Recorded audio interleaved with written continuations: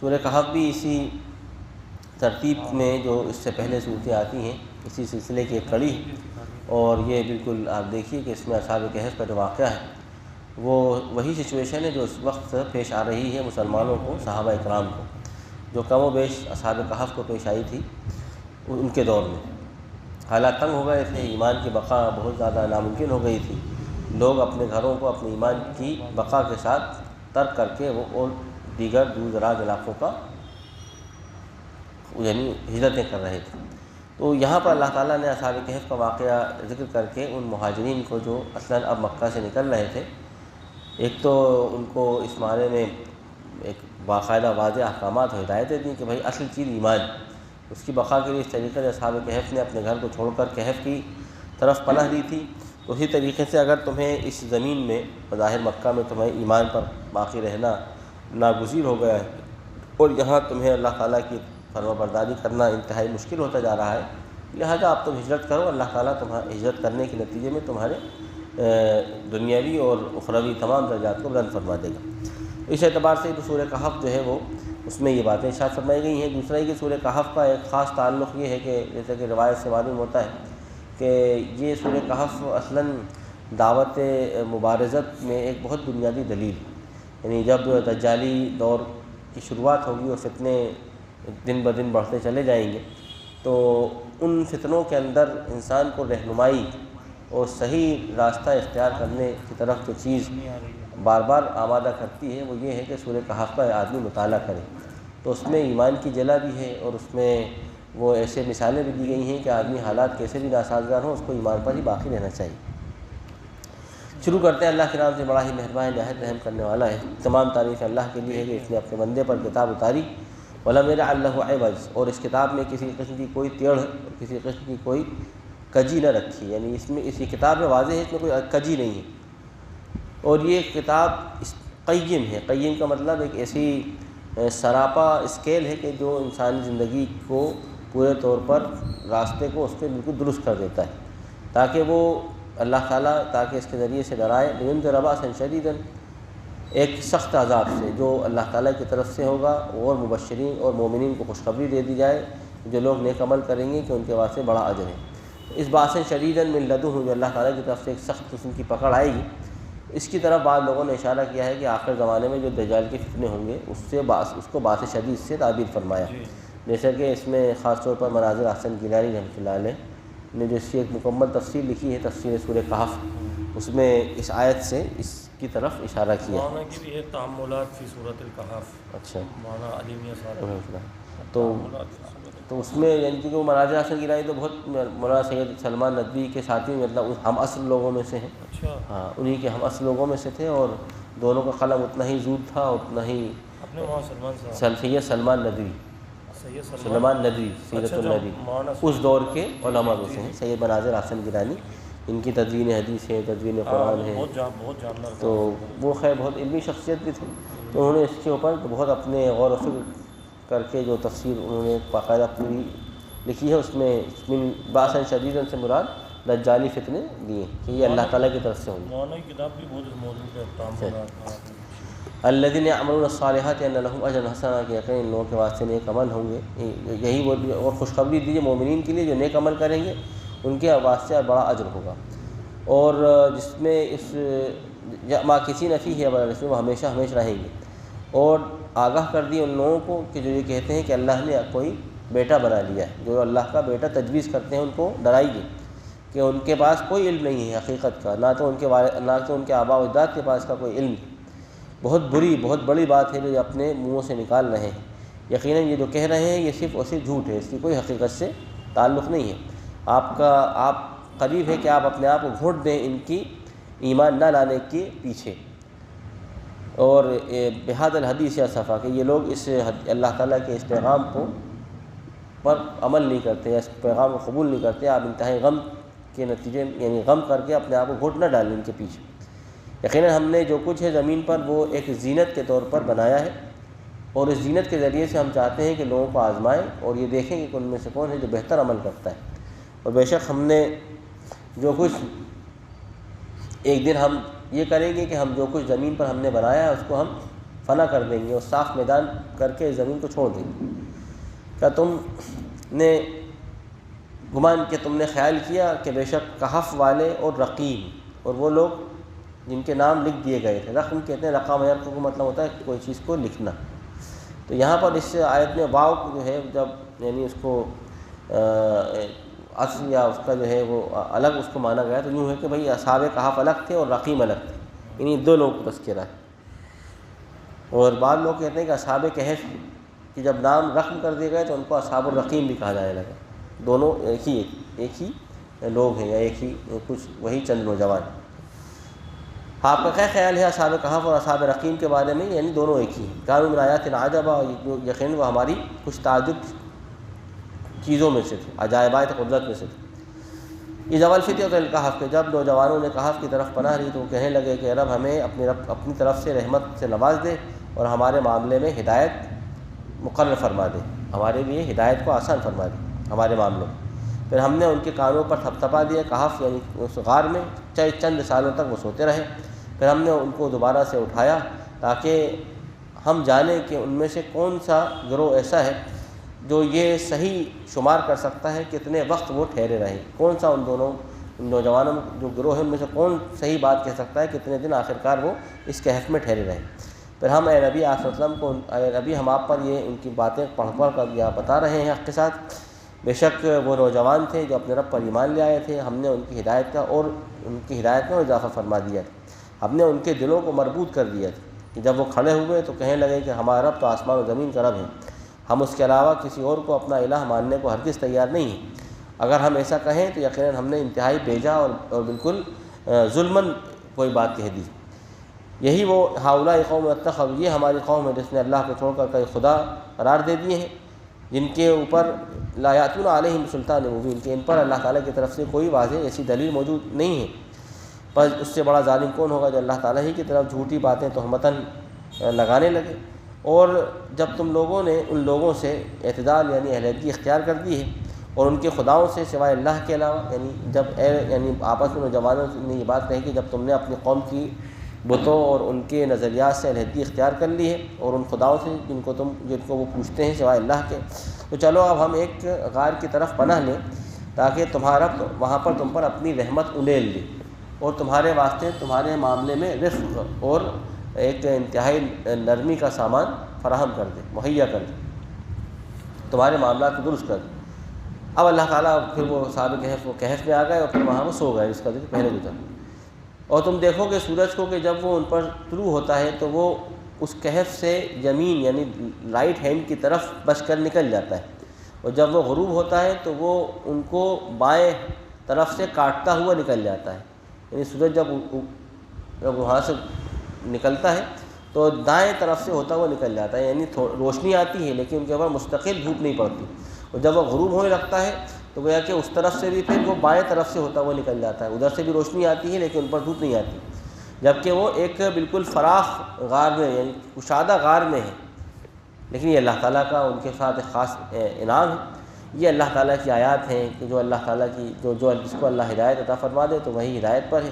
اور اس کو اللہ گمراہ کر دے تو تم نہیں پاؤ گے اس کے اپنے اللہ فمن تجد له ولیا مرشدا، تو تم نہیں پاؤ گے آپ اس کے لیے کوئی مددگار راہ بتلانے والا، اور تم ان کو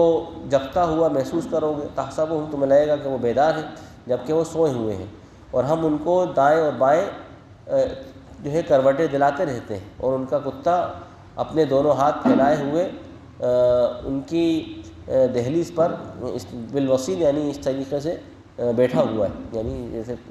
کتا جو ہوتا ہے نا وہ حفاظت کے لیے وہ اس طریقے سے دونوں ہاتھوں کو ہاتھ پھیلائے ہوئے ان کی دہلیز پر بیٹھا ہوا ہے۔ اور اگر تم ان پر مطلع ہو تو تم ان کو دیکھ کر ہم نے وہاں پر ایسا ماحول کریٹ کر دیا ہے کہ لو ولیت منہم فرارا، تو تم ان کو دیکھ کر بھاگو یا تمہارے اندر ایک خاص قسم کی دہشت پیدا ہو جائے ان پورے منظر کو دیکھ کر، اور اس طریقے سے پھر ہم ان کو اٹھا لیں گے تاکہ پھر ہم نے اس کے بعد ان کو اس طریقے سے اٹھا لیا تاکہ وہ پھر وہ لگے ایک دوسرے سے سوال کرنے، آپس میں پوچھ گچھ کرنے لگے۔ ان میں سے کسی شخص نے یہ بات کہی کہ ان میں سے کسی کہنے والے نے کہا کتنا وقت ہوا ہے سوئے ہوئے، تو کچھ لوگوں نے جواب دیا کہ ہم ایک دن یا دن کا کچھ پہر سوئے ہیں، تو کچھ لوگوں نے کہا کہ نہیں، تمہارا بھی خوب جانتا ہے کہ تم آخر کتنا سوئے یا کتنی دیر ٹھہرے رہے، لہذا تم اپنے میں سے کسی کو یہ پیسے اور یہ کچھ پونجی لے کر شہر کی طرف روانہ کرو اور دیکھو فلینظر، اور دیکھو انتہائی چوکنا رہنا، فلینظر، اور اس کو چاہیے کہ وہ دیکھے کہ سب سے اچھا کھانا کہاں، ایھا ازکا طعامن، کہ بھیجو تاکہ وہ شخص تحقیق کر کے کون سا کھانا حلال ہے وہ لے کر آئے۔ یہاں پر طعامن ازکا جو ہے مثلاً حلال کھانا لے کر آئے، پاکیزہ کھانا وہ لے کر آئے، فلیاتکم برزق منہ، تاکہ وہ تمہارے پاس تمہارا رزق خرید لائے لے آئے، ولیتلطف، اور دیکھو انتہائی چوکنا رہنا۔ مولانا اس آیت کا ایک بار ترجمہ کر دیجیے۔ کیا؟ فَبْعَثُوا أَحَدَكُمْ بِوَرَقِكُمْ، وَتَرَى الشَّمْسَ إِذَا طَلَعَتْ تَزَاوَرُ،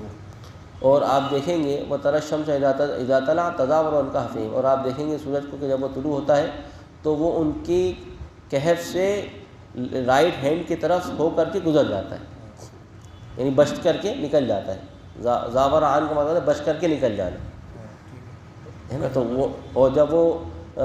جب وہ ڈوبتا ہے تو ان کو بائیں لیفٹ سائڈ سے کاٹ کر کے گزر جاتا ہے۔ قرض یخرج مطلب ہے کاٹنا، کترنا، اس طریقے، ہاں اس طریقے سے دھوپ جو ہے وہ اس طریقے سے کٹتے ہوئے نکل جاتی ہے، بچتے ہوئے نکل جاتی ہے، ان پر نہیں آتی دھوپ، بچتے ہوئے نکل جاتی ہے۔ وَهُمْ فِي فَجْوَةٍ، میں جبکہ وہ غار کے بالکل کشادہ مقام پر ہیں، یعنی دھوپ کو آ جانا چاہیے، دھوپ ان کے اوپر مستقل رہے، لیکن یہ اللہ تعالیٰ کی طرف سے ان پر ایک انعام ہے کہ دھوپ سورج کے ابتدائی طلوع ہوتے وقت اور سورج کے غروب ہوتے وقت دونوں پر۔ اس بیک گراؤنڈ سے لگتا ہے غار کھلی ہوئی تھی، مطلب ہاں، غار کے کوئی ایک بڑے کشادہ حصے میں وہ لیٹے ہوئے تھے، تو غار کا ہو سکتا ہے کہ رستہ میں ایسا ہو کہ روشنی آتی ہو اور روشنی اس پیروں کی طرف سے ہو کے نکل جاتی ہو، اور جب سورج غروب ہوتا ہو تو وہ سر کی طرف سے ہو کے گزر جاتی ہو، بیچ میں وہ لوگ آرام سے لیٹے رہتے ہوں، یعنی سر کے پیچھے سے روشنی ہو کے نکل گئی اور ایک طرف پیروں کے نیچے سے روشنی ہو کے نکل گئی، ان کے اوپر روشنی نہیں آئی۔ وَلَا يُشْعِرَنَّ بِكُمْ أَحَدًا، تم میں سے کوئی تمہارے، اور دیکھو تمہارے بارے میں کسی کو کوئی معلوم یا خبر نہ ہو سکے اس طریقے سے جانا بالکل، کہ اس لیے کہ اگر وہ تمہارے اوپر مطلع ہو گئے تو تمہیں وہ رجم کر دیں گے، یا تمہیں پوری کوشش کر کے واپس اپنے اس دین، یعنی اپنے اس یعنی کفر کے دین میں لوٹا دیں گے، اور اگر ایسا کریں گے تب تو تم ہرگز کامیاب نہیں ہو سکو گے۔ اور اس طریقے سے اللہ تعالیٰ فرماتا ہے ہم نے لوگوں کو ان پر مطلع کر دیا تاکہ وہ جانے کہ اللہ کا وعدہ بے شک حق ہے اور بے شک قیامت کہ اس میں کوئی شک نہیں، کہ جب وہ لوگ آپس میں اس معاملے میں جھگڑنے لگے کہ فقال ابن علیہ بنیان، کہ ان میں سے ایک گروہ نے کہا کہ نہیں، اس غار کے اوپر ایک عمارت بنوا دی جائے، ربہم اعلم بہم، اللہ تعالیٰ خوب جانتا ہے ان کے بارے میں کہ آخر وہ کیا کہہ رہے تھے یا ان کے اندر کیا اس قسم کی باتیں چل رہی تھیں۔ لہذا قرآن فرماتا ہے کہ جو لوگ یعنی جن کا معاملہ غالب آ گیا، جن کی رائے غالب ہو گئی، وہ کہہ رہے ہیں کہ ہم ان پر ضرور مسجد بنا دیں گے۔ تو لہذا قرآن مجید نے جو آخری بات ذکر فرمائی ہے، تو جو لوگ جن کی رائے زیادہ ہوگی یا جن لوگوں نے ان کی طرف لوگوں نے زیادہ طرفداری کی، انہوں نے کہا کہ نہیں، ہم ان کے کہاف کے ارد گرد مسجد بنا دیتے ہیں۔ اب اللہ تعالیٰ فرماتا ہے کہ وہ کہیں گے کہ وہ 3 تھے، رابعہم کلبہم، ان کا اور چوتھا ان کا کتا ہے، اور وہ کہتے ہیں کہ 5 ہیں اور چھٹا ان کا کتا ہے، رجما بالغیب، یہ لوگ بے تحقیق باتیں کر رہے ہیں، یوں ہی ہانک رہے ہیں، اور کچھ کہتے ہیں کہ 7 تھے اور 8واں ان کا کتا تھا۔ تو کہہ دیجئے کہ میرا رب خوب جانتا ہے ان کی تعداد، اور نہیں جانتے ہیں، نہیں، وما یعلمہم الا خیر، اور وہ نہیں جانتے ہو تم ان کے بارے میں مگر تھوڑا۔ یعنی اللہ تعالیٰ فرماتا ہے تعداد کے چکر میں تو اصلاً یہودی پڑ گئے، اصلاً تو قصے کے جو مین اور بنیادی چیز ہے وہ یہ ہے کہ وہ انہم فتیۃ آمنوا بربہم، کہ وہ چند ایسے نوجوان تھے جنہوں نے اپنے رب پر ایمان لانے کے بعد اپنی ہر چیز کو اللہ کے ایمان پر، اللہ کے دین پر قربان کر دیا، یہاں تک کہ وہ غاروں میں پہنچ گئے۔ اصل بات تو یہ تھی، اس کو یاد رکھنا چاہیے تھا، لیکن یہودی بعد میں ان کی تعداد میں جھگڑنے لگے کہ 2 تھے، 3 تھے، 4 تھے، 5 تھے، 6 تھے۔ اللہ نے فرمایا کہ سب اپنی عقل پچو کی باتیں کر رہے ہیں، ان کو کچھ نہیں معلوم، تھوڑا بھی ان کے بارے میں ان کو علم نہیں۔ فلا تمار فیہم الا مراء ظاہرا، تو آپ ان کے بارے میں بڑو سرسری بحث کرنے سے زیادہ بحث نہ کیجیے، یعنی آپ ان کے اوپر کوئی کھوج بین کرنے لگے، کہاں تھے، کب پیدا ہوئے، اتنے کیسے رہ گئے، کیسے اتنے 300 سال تک کیسے سوتے رہے، کیسے ممکن تھا، یہ ساری باتوں میں آپ مبتلا مت ہوئیے۔ تو آپ اس سے جب قرآن مجید میں اللہ تعالیٰ نے رسول اکرم کو منع فرما دیا تو بعد میں بھی لوگوں کو اس قسم کے معاملے میں غور و خوض نہیں کرنا چاہیے۔ ولا تستفت فیہم منہم احدا، اور آپ ان کے بارے میں لوگوں میں سے کسی سے بھی نہ پوچھیے، یہودیوں سے، کیونکہ ان کو صحیح علم ہی نہیں ہے تو وہ کیا بتائیں گے۔ ولا تقولن لشیء انی فاعل ذلک غدا، اور آپ کسی معاملے میں جس کو آپ کرنا چاہیں گے نا کہہ دیجئے کہ میں کل اس کو انشاءاللہ اس کو کر لوں گا، بجائے اس کے کہ آپ کہیں کہ اگر اللہ تعالیٰ چاہے، اور اپنے رب کو یاد کرتے رہیے۔ آپ اپنے رب کو فوراً یاد کیجیے جب آپ تھوڑے وقت کے لیے اس کو بھلا دیں، اذا نسیت، جب کہ آپ سے وہ آپ اس سے غافل ہو جائیں۔ وقل عسیٰ ان یہدینی ربی، اور کہہ دیجیے کہ میں رب مجھے امید ہے کہ میرا مجھے ہدایت عطا فرما دے، اور اقرب من ھذا رشدا، اور میرا مجھ کو نبوت کی دلیل بننے کا اعتبار سے اس سے بھی نزدیک تر بتلا دے گا، اقرب من ھذا رشد، اس سے بھی زیادہ اللہ تعالیٰ مجھے ہدایت میں اور قریب کر لے۔ اور پھر وہ اپنے کہف میں 300 سنین وازدادوا 9، قرآن فرماتا ہے کہ 300 اور اس پر 9 کا اضافہ کر کے ہوئے سال تک، برس تک وہ ٹھہرے رہے، یعنی 309 سال تک وہ اس طریقے سے سوتے رہے کہف میں۔ قل اللہ اعلم بما لبثوا، کہہ دیجیے کہ اللہ تعالیٰ ہی خوب جانتا ہے کہ وہ کتنا ٹھہرے۔ لہ غیب السماوات والارض، اور انہی کے اللہ ہی کے علم ہے آسمان و زمین کا بھید۔ ابصر بہ واسمع، اب دنیا میں یہاں تو اللہ تعالیٰ فرماتا ہے یہ جو ہے ہائے، یعنی ابصر بہ واسمع، یہ تعجب کا صیغہ ہے، ما ابصر، کتنا ہی تعجب ہے، کیا ہی تعجب ہوتا ہے ان کو کہ یہ اب دیکھ رہے ہیں، اور کیا ہی تعجب ہے ان کے اوپر کہ یہ اب سن رہے ہیں۔ ما لہم من دونہ من ولی ولا یشرک فی حکمہ احدا، کہ نہ تو اب ان کے پاس اللہ کے علاوہ کوئی ولی ہے اور نہ ہی اس کے حکم میں کوئی اور اس کا شریک۔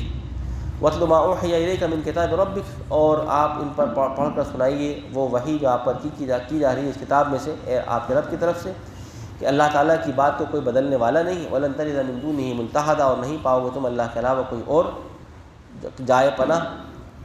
اور اپنے وَاصْبِرْ نَفْسَكَ مَعَ الَّذِينَ، اور آپ اپنے آپ کو ان لوگوں کے ساتھ جمع لیجئے، ان کے ساتھ آپ اپنے آپ کو مقید کر لیجئے جو اپنے رب کو صبح و شام پکار رہے ہیں اور جو اللہ کی رضا چاہتے ہیں، اور آپ ان سے اپنی نگاہیں نہ پھیریے کہ آپ کچھ دنیاوی زینت کے خواہش مند ہو کر، یعنی یہ آپ نہ کیجیے کہ جو مومنین اور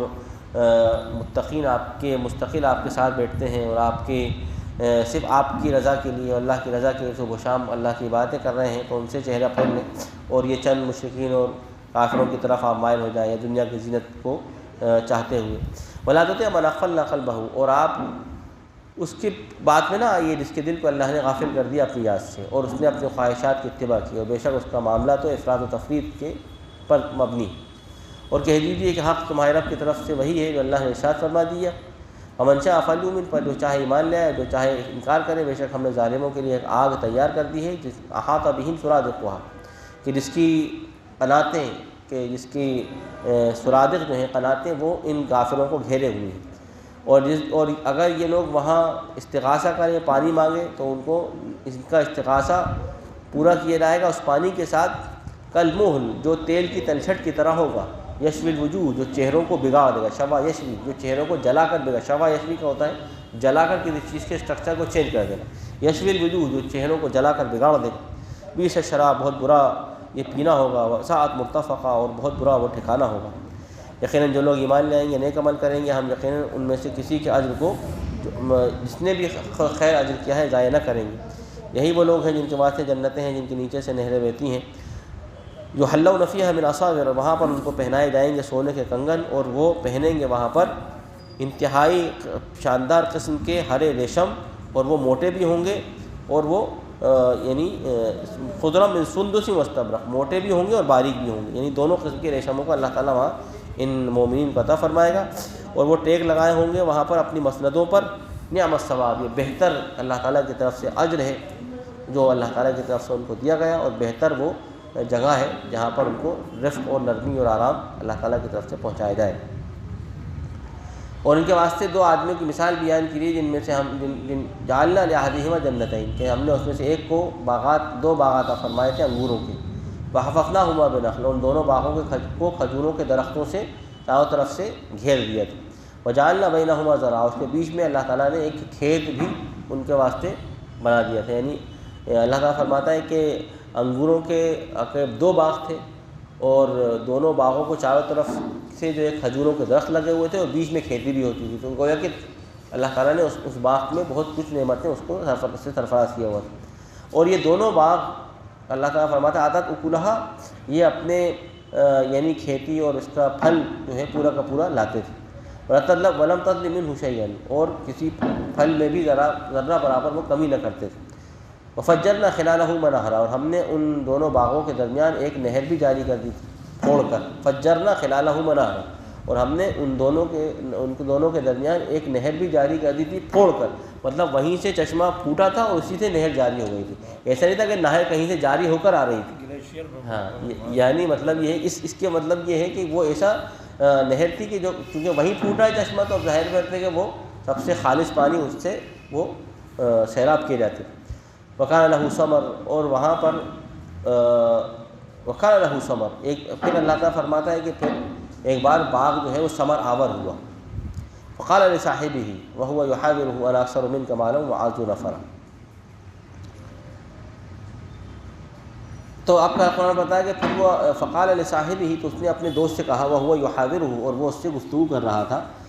یہ کہا اس کے دوست نے کہ انا اکثر منک مالا واعز نفرا، کہ میرے پاس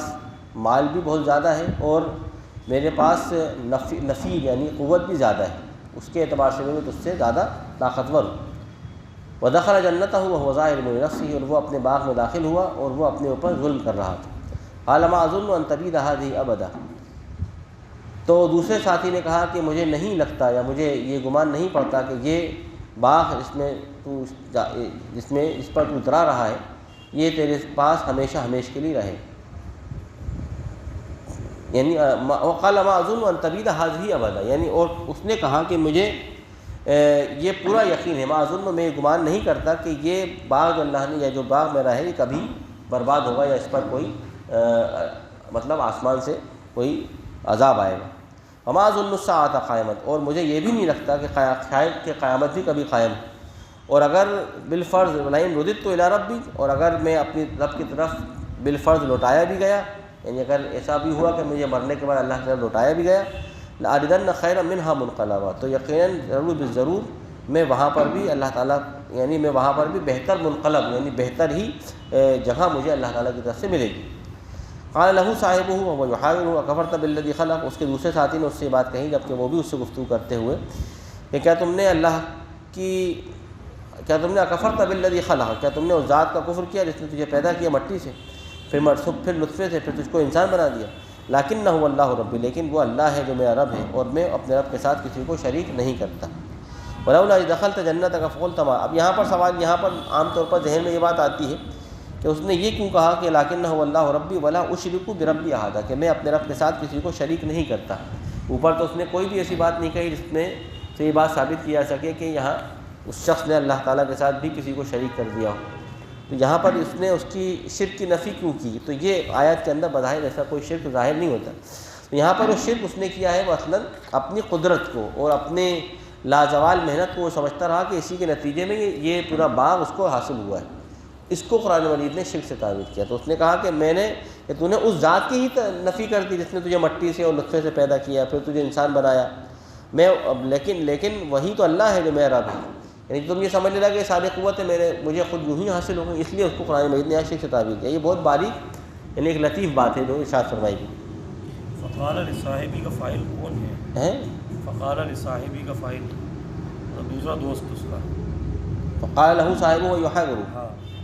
اس کے دوست نے اس سے کہا، قالا اس کے دوست نے لہو اس سے، قالا لہو صاحب جو ہے قالا کا فاعل ہے، ہاں اچھا مطلب اس کے صاحب نے اس سے کہا، قال صاحب لہو یوں ہے، قال صاحب لہو، اس کے ساتھی نے اس سے کہا، اس کے ساتھی نے لہو یعنی صاحب جو ہے وہ قالا کا فاعل، تو اس کے ساتھی نے اس سے یہ بات کہی جبکہ وہ اس سے گفتگو کر رہا تھا کہ تو نے اس چیز کا انکار کیا یعنی اس ذات کا انکار کر دیا جس کو نے تجھے پیدا کیا تھا مٹی سے، پھر نطفے سے، پھر تجھے آدمی بنایا، اور بے شک وہ اللہ ہی ہے جو میرا رب ہے اور میں اپنے رب کے ساتھ کسی کو شریک نہیں کرتا، اور کیوں نہ ہوا ولولا یعنی کیا ہی بہتر ہوتا یا کیوں نہ ایسا کیا تو نے کہ جب تو اپنے باغ میں داخل ہوا تھا تو یہ کہتا ماشاء اللہ لا قوت الا باللہ، کہ جو کچھ اللہ نے چاہا وہ ہوا اور نہیں ہے اللہ کے علاوہ کسی کو کوئی قدرت اور کسی کو کوئی طاقت، لیکن جب تو داخل ہوا تو بالکل باغ میں جا کر کے تو یہ میرا ہے، وہ چیز میری ہے، میرا تو کبھی باغ ختم نہیں ہوگا، یہ کہنے لگا۔ ان طرح انا اقل من کمال اولاد، اگرچہ تو نے مجھے اپنے اعتبار سے قلیل مال والا اور اولاد کے اعتبار سے تھوڑا جانا، تو اس بنیاد پر تو نے گھمنڈ دکھایا۔ فعسیٰ ربی ان یؤتینی خیرا من جنتک، تو امید ہے مجھے اپنے رب سے کہ مجھے تیرے اس باغ سے بہتر عطا فرما دے، اور اس کے اوپر کہیں کو اللہ تعالیٰ کی طرف سے کوئی آسمان کا حسبان یا اللہ تعالیٰ کی طرف سے کوئی آفت آسمانی تو اس پر نہ ٹوٹ پڑے۔ فتصبح صعیدا زلقا، اور پھر وہ آسمان کی جو آفت ہو وہ اس کو چھوڑ دے ایک بالکل چٹیل میدان کر کے، تصبح صعیدا زلقا، پھر وہ آسمان کی آفت جو ہے اس میں فعل فاعل یعنی چھوڑ دے اس کو صبح کے وقت، یعنی وہی اصبح کے معنی میں، اس کو بالکل ایک چٹیل میدان کر کے، او یصبح ماؤها غورا، یا اللہ تعالیٰ اس کے پانی کو زمین میں نیچے کی طرف اتار دے، فلن تستطیع له طلبا، تو تو اس کو پھر نکالنے پر قادر نہ ہو سکے، فلن تستطيع له طلبا، ہے نا۔ وحیط بثمره فاصبح یقلب کفیہ، اور پھر اللہ تعالیٰ فرماتا ہے کہ اس شخص کے سامان تمول کو آفت نے آخر گھیر لیا، اور پھر وہ اپنے ہاتھوں کو ملتا ہوا رہ گیا، اس علی ما انفق فیہا، جو کچھ اس نے اس میں خرچ کیا تھا، اور وہ پورا کا پورا باغ اپنے تمام ٹٹیوں کے بل جو ہے بالکل بیکار کر کے چھوڑ دیا گیا، اور وہ کہتا رہا کہ ہائے افسوس کہ میں نے کاش کہ میں اپنے رب کے ساتھ کسی کو شریک نہ کرتا، اور نہیں رہا اس وقت جب اللہ تعالیٰ کی اس پر یعنی آسمان سے آفت آئی کوئی ایسا فیا، کوئی ایسی ٹکڑی جو اس کی مدد کر پاتا اللہ کے علاوہ، اور نہ ہی رہا پھر وہ منتصر مدد کیا ہوا۔ یہاں پر شرک کا کیا مطلب مرجع ہے؟ اس نے تو شرک تو نہیں، شرک میں ہی کہہ رہا ہوں نا کہ اس نے اصلاً جو ہے اپنی قدرتوں، اپنی قوتوں، اپنی صلاحیتوں کو سمجھا کہ یہ سب چیزیں اس کو اپنی صلاحیت سے حاصل ہوئی، تو اس معاملے میں اس نے اللہ تعالیٰ کی اس کو شریک کر لیا۔ ہنالک الولایۃ للہ، اس وقت اس کو معلوم ہو گیا کہ برحق کے سارے مواقع اور تمام کے تمام قدرت اللہ ہی کے لیے ہے، وہی بہتر ہے اجر دینے پر، اور وہی بہتر ہے عقاب کے اعتبار سے۔ وَاضْرِبْ لَهُم مَثَلَ الْحَيَاةِ الدُّنْيَا، اور آپ ان کے سامنے دنیا کی زندگی کی مثال بیان کیجیے، جیسا کہ ہم نے آسمان پانی نازل فرمایا، فاختلط بِهِ نبات الارض، کہ پھر اس کے ذریعے سے اگا دی ہم نے زمین کے نباتات، اور پھر وہ فَأَصْبَحَ حَشِيمًا تَذْرُوهُ الرِّياحُ، پھر دیکھو تھوڑے دنوں کے بعد پھر وہ زمین ریزہ ہو گئی اور ہوائیں اس کو اڑانے لگی۔ بے شک اللہ تعالیٰ ہر چیز پر قادر ہے۔ مال اور اولاد یہ دنیا کی زینتیں ہیں، اور جو کچھ باقیات صالحات، جو نیکیاں انسان کے اعمال میں باقی ہیں، وہی تیرے رب کے نزدیک اجر کے اعتبار سے بہتر ہیں اور امید کے اعتبار سے۔ اور یاد کرو جس دن کہ ہم پہاڑوں کو چلائیں گے اور زمین کو ہم، اللہ تعالیٰ فرماتا ہے بالکل بارز، یعنی اسے چٹیل کر دیں گے، کھول کر سامنے کر دیں گے۔ وحشرناہم، اور پھر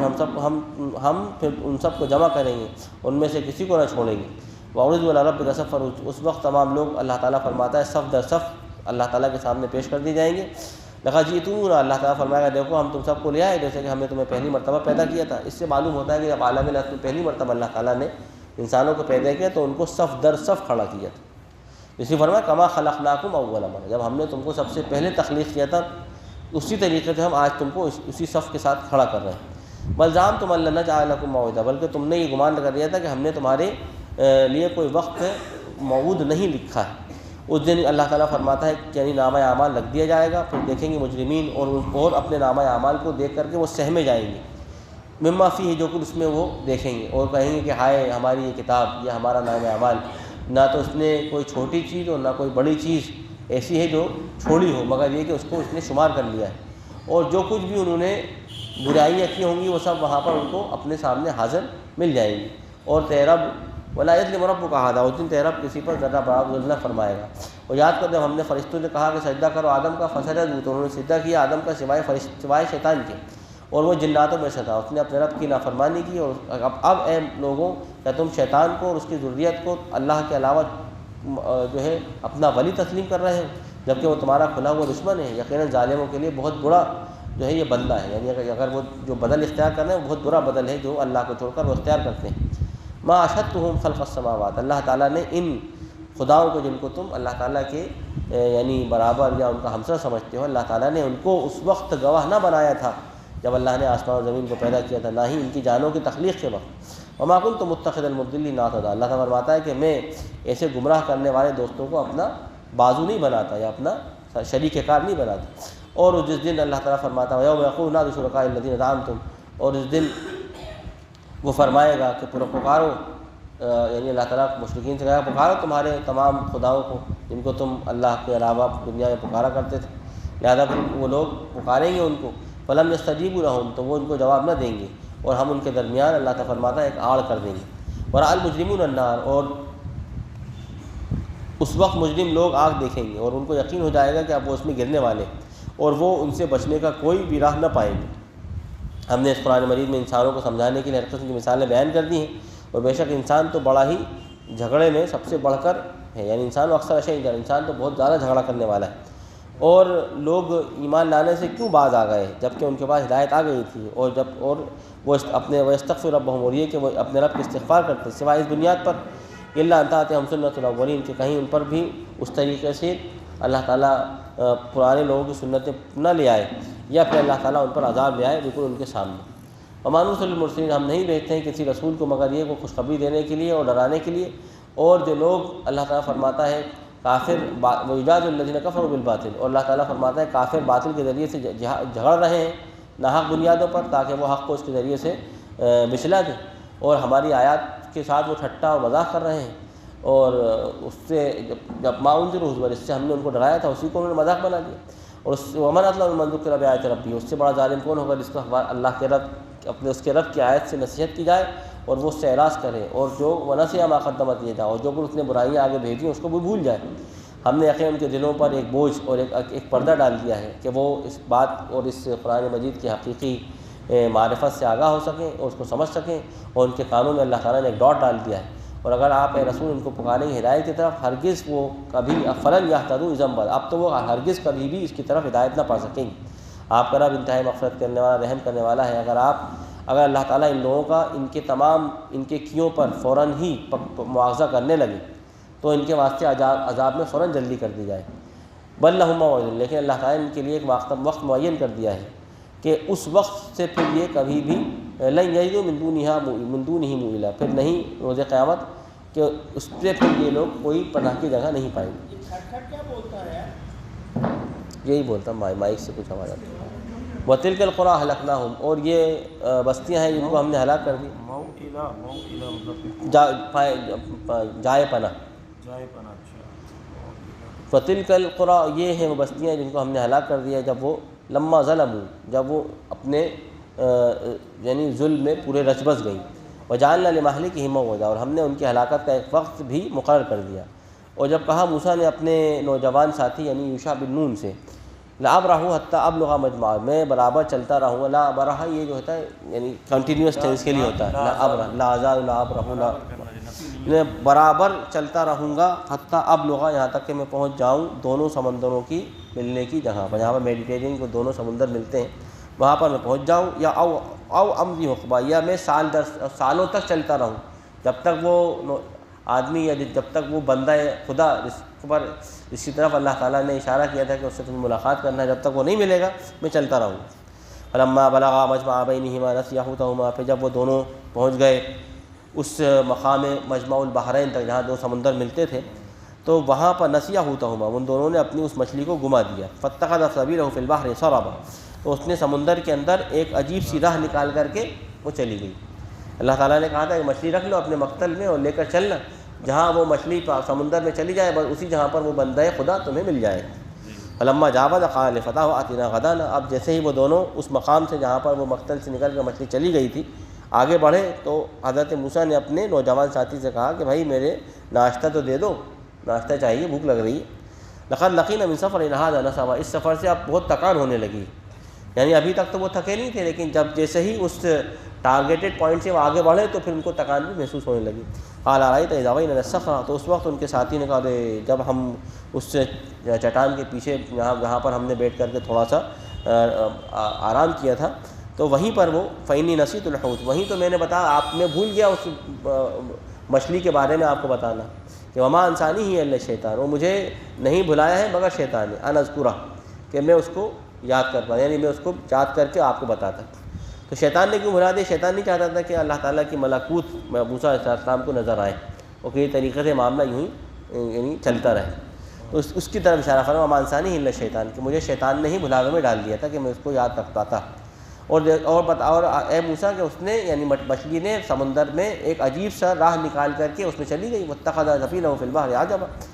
تو حضرت موسیٰ نے فرمایا یہی تو وہ نشانی تھی جس کو ہم اتنی دیر سے تلاش کر رہے تھے، ما کنا نبغی، جس کو ہم تلاش کر رہے تھے۔ فرتد علی آثارہما قصصا، تو پھر واپس وہ اپنے قدموں کی جو گویا کہ اسٹیپس تھے یعنی جو ان کے نشانات تھے اس کو دیکھتے ہوئے واپس لوٹائے۔ فرتد، پھر وہ لوٹے علی آثارہما، اپنے ہی آثار کو تلاش کرتے ہوئے ان کا تعاقب کرتے ہوئے، قصص کہتے ہیں کسی چیز کو، یعنی قصص مطلب کسی چیز کا تعاقب کرتے ہوئے اس چیز کو اختیار کرنا۔ فویدا ور عبدن، پھر انہوں نے پایا وہاں پر ہمارا ایک بندہ خدا ہمارے بندوں میں سے، جس کو ہم نے، اللہ تعالیٰ فرماتا ہے، رحمت سے نوازا اپنے بندوں میں سے اپنی طرف سے، اور ہم نے اس کو اپنی طرف سے خاص علم سے نوازا تھا۔ یہ ایک علم لدنی، یہاں سے کہا کہ یہ کچھ اللہ تعالیٰ کا خاص علم تھا جو حضرت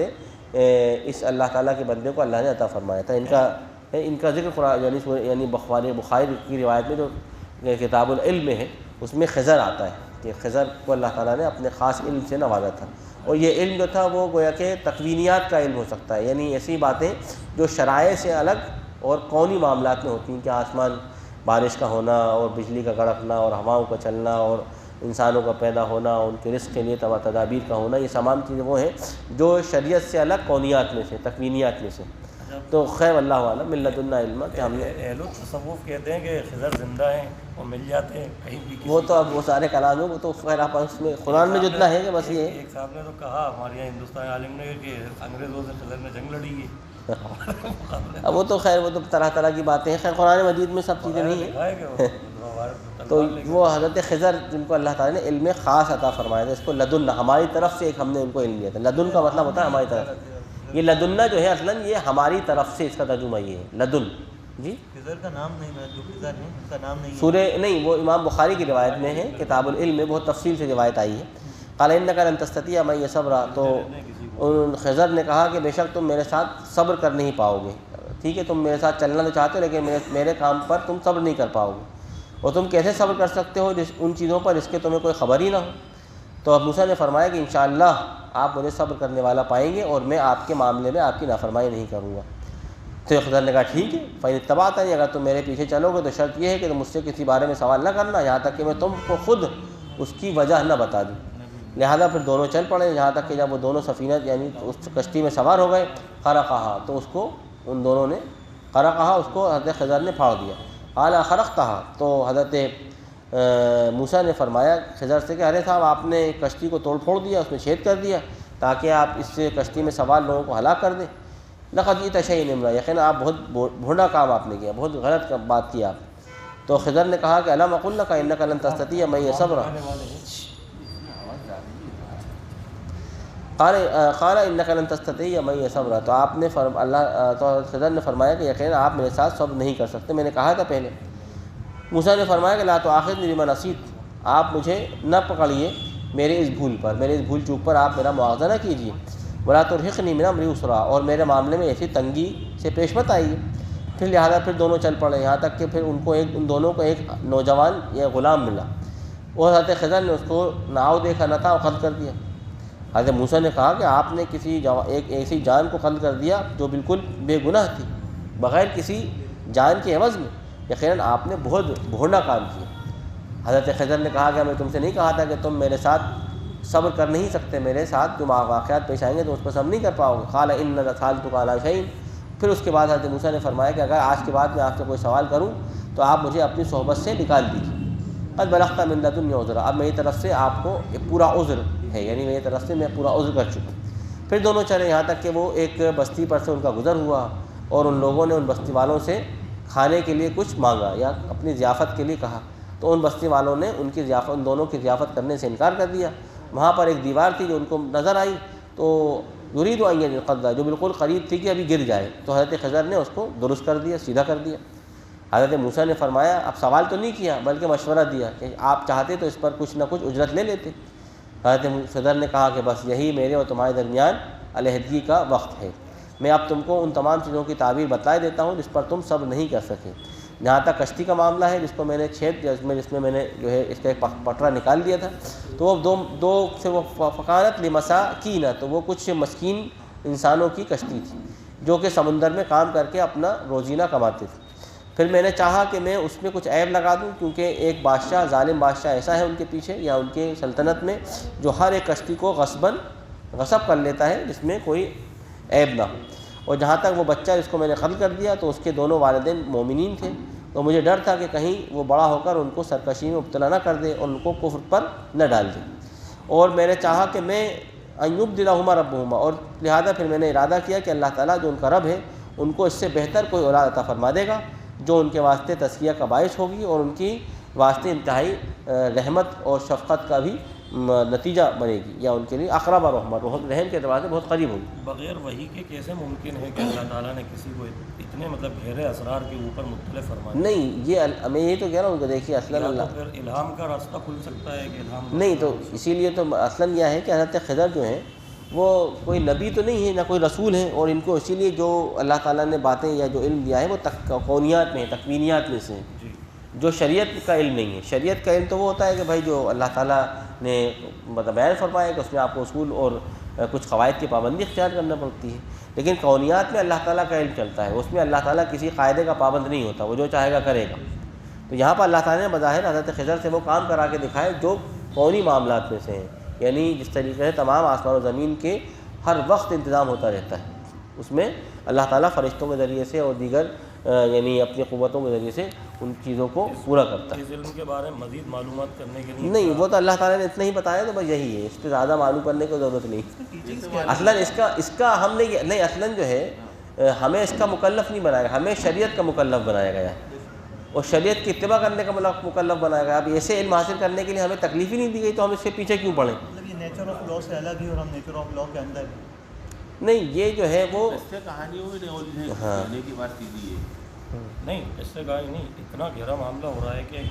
نبی نہیں ہے ایک شخص، لیکن اللہ تعالیٰ نے اس کو اتنی گہری معلومات کے اوپر جو ہے مطلع کر دیا کہ وہ ایک شخص کو قتل کر رہا ہے، اور مطلب جو ہے تو ایسا کون سا مطلب علم ہے کہ اس کے بارے میں کچھ تو اس کے حدود یا قواعد وغیرہ، ایکسٹرا علم کہاں سے آئے گا؟ تو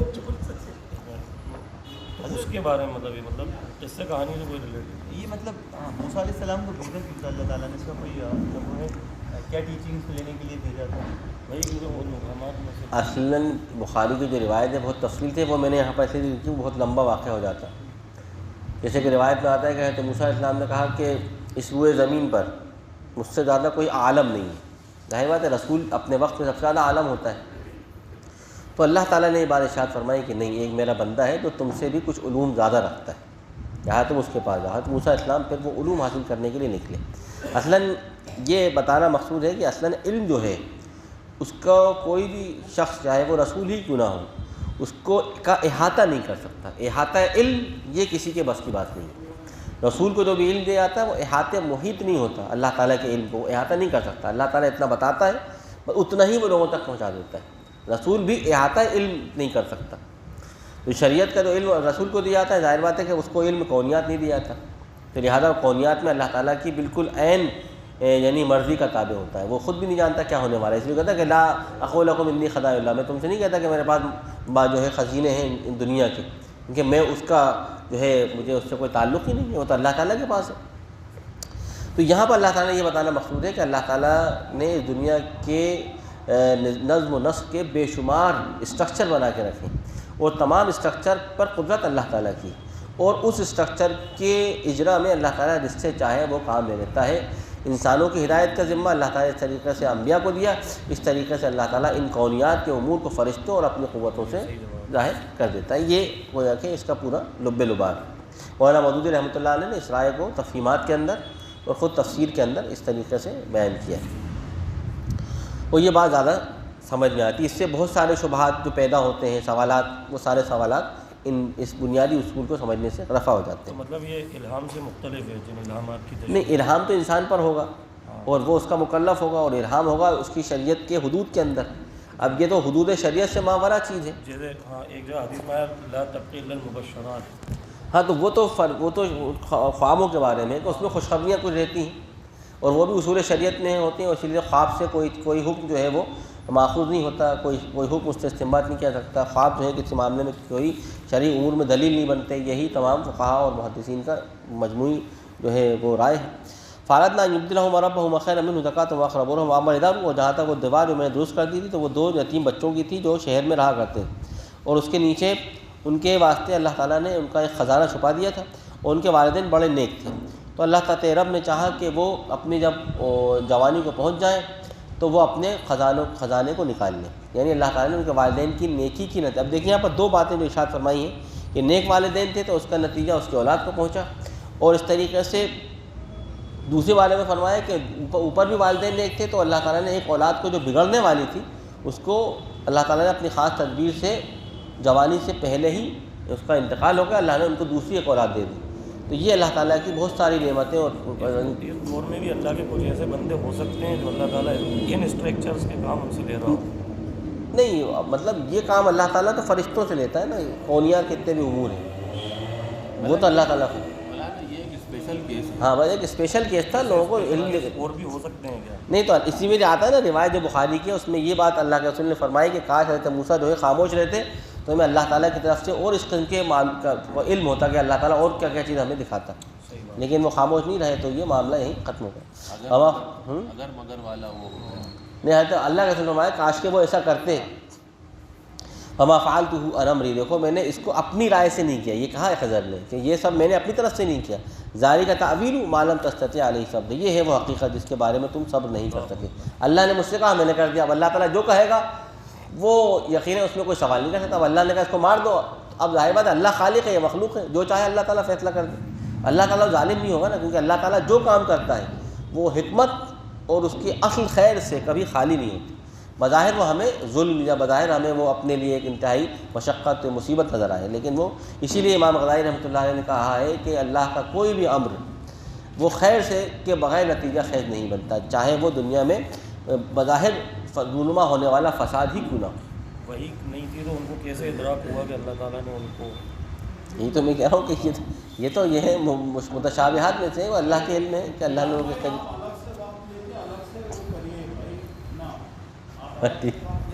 پر بعد میں کریں گے اس پر ڈسکس۔ وَيَسْأَلُونَكَ عَنِ ذِي الْقَرْنَيْنِ، اور یہ آپ سے سوال کرتے ہیں ذو القرنین کے متعلق۔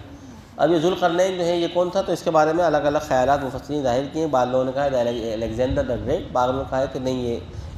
ایک سائرس جو بہت عادل بادشاہ گزرا ہے ایران جو پرشین امپائر کا، اس کی طرف اشارہ ہے، واللہ اعلم۔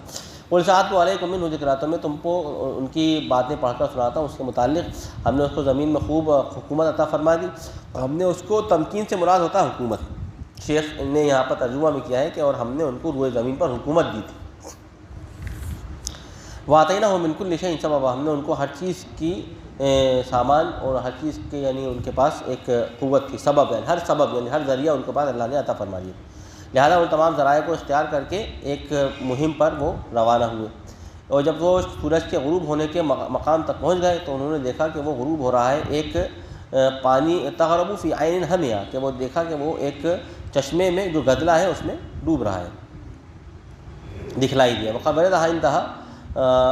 قوم، اور وہاں پر ایک قوم بھی آپ کو ملی۔ تو ہم نے کہا قرنین سے کہ آپ چاہو تو تم ان یہاں کے لوگوں پر عذاب دو یا پھر ان کے ساتھ کوئی نرمی کا معاملہ اختیار کرو، یہ تمہارا اپنا اس معاملے میں فیصلہ ہے۔ ذوالقرنین نے کہا کہ اما من ظلم، پر جو شخص ظلم کرے تو عنقریب ہم اس کو عذاب دیں گے، پھر ثم یرد الی ربی، پھر وہ اس کے رب کی طرف لوٹا دی جائے گا، پھر وہ بھی اس کو دردناک عذاب سے دوچار کر دے گا۔ اور اگر جو شخص ایمان لے آئے نیک عمل کرے تو اس کو اللہ تعالیٰ کے یہاں بڑا اجر دیا جائے گا، اور ہم اس سے کہیں گے ہمارے معاملات میں اچھی باتیں اور نرم باتیں۔